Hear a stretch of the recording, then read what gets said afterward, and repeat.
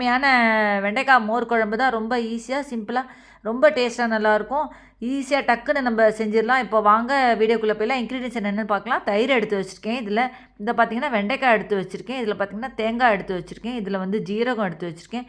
இது வந்து பச்சை மிளகாய். இது வந்து வரமிளகா. பார்த்திங்கன்னா காரம் எவ்வளோ தகுந்த மாதிரி நீங்கள் பச்சை மிளகா வரமிளகாவும் எடுத்து வச்சுக்கலாம்.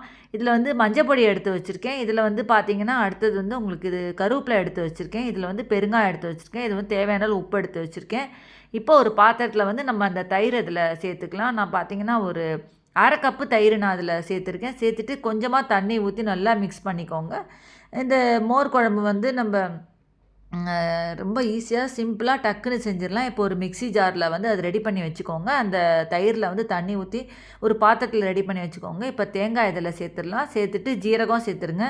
சேர்த்துட்டு பச்சை மிளகாய் இதில் சேர்த்துடலாம். சேர்த்துட்டு கொஞ்சமாக மஞ்சப்பொடி இதில்